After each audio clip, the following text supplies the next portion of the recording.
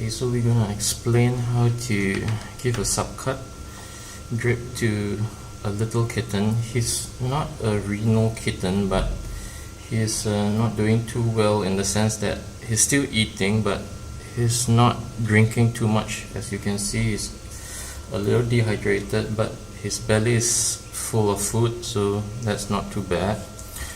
Okay, it's gonna be a bit difficult when the animal is dehydrated because the two sides of the skin will stick together. So what I do is I make sure that when I'm holding the needle, I put my fingertip here so that I can guide how deep it goes in. And once you have made the initial penetration and you can feel that it's gone in, stop, because if you push in too much, as you can see from his skin, is actually quite thin, so what happens is that it can penetrate the other side. So to prevent that, not only do I put my fingertip here, but after I've gone in, I will pull the skin apart so that just in case it has penetrated to the other side, it will just, the needle tip will just end up in the middle instead of being on the outside. Okay, so what I will do is get him ready. As you can see, he's quite calm. Today is his first time, so he's quite a good candidate because he's never had it done before, and because he's small and I don't really need a large volume of liquid in him, so all I use is a 22G. So always size your needle according to the patient's size and tolerance, because the smaller the needle is, that means the higher the number, the higher the pressure if you turn on the drip full. So some animals, they don't like this ticklish sensation, so they tend to run when you turn it up full. So what I will do is after I've placed the needle in him, I will usually turn it on at about half for maybe 7 to 8 seconds. So when there's a small pocket of fluid inside him, then I will turn it up full, because what I want the small pocket of fluid to do is actually to cushion the flow, the higher flow, when I turn it up full.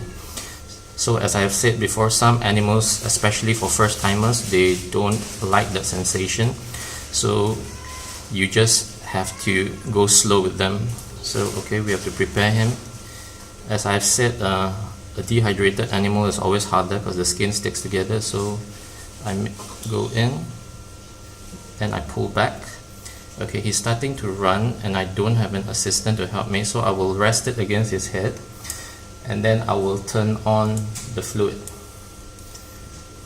Okay, this is a used one, so what I will do is you have to pull the roller away, because you will see that there's a bit of a compressed portion here from previous usage. So what I will do is I will round it up so that I can get full flow again. So just ensure that the needle is still in him. Okay, the flow is starting really slowly, so sometimes you can massage him a bit to keep him distracted. Okay, my fluid pack is actually not very high. It's about maybe 1.5 feet higher than him right now, so it's dripping really slowly, and also partially because of the 22G, which is a fairly small needle for a subcut. But okay, so he's had a bit of fluid in him now. As you can see, there's a tiny little pocket of fluid, and you will know whether you've gotten the right spot if you can move the fluid around. That means it's right, because it's directly below the skin in the subcutaneous area. If you feel that there's a little lump there and the fluid goes really slowly, chances are you have penetrated into the muscles below. So okay, so he's already had a bit. So what I will do is I will open up full to speed up the flow a bit. And if you find that it's really slow, what you can do is, sometimes I find that if you put the needle square to the point of entry, you'll find that the liquid flows faster. And okay, if you find that the needle has gone in a bit too much, so what you do is you pull out a little, because the chances are the tip could have been resting against the other half, the other part of the skin, or it could be resting against the muscles below. So again, the fluid has started flowing nice and fast for him.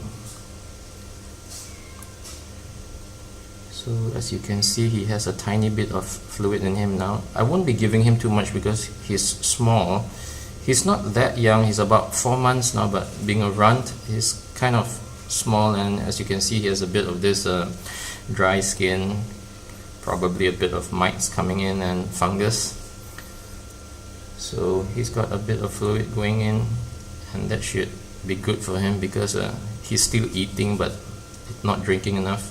He's on a raw diet though, so I'm not too worried about him being totally dehydrated, but it doesn't do any harm to ensure that he has enough fluid to get through the day. So there's a little pocket here now, and there's another trick that you can do to get the fluid to flow slightly faster, which is to lift up the skin if it's sticking too much. There, I'm lifting up the skin so that the fluid finds it easier to get through. So far he's doing quite well for a first timer. Good. Okay, so he's had enough, so I will turn it off. And of course, when you withdraw the needle, pinch. This step is pretty important. Pinch and roll a bit. This step is very important in a dehydrated animal because the skin tends to be really leathery, and the hole will not close up on its own, so you need to pinch to help it close up. So there you have it, and he looks fine.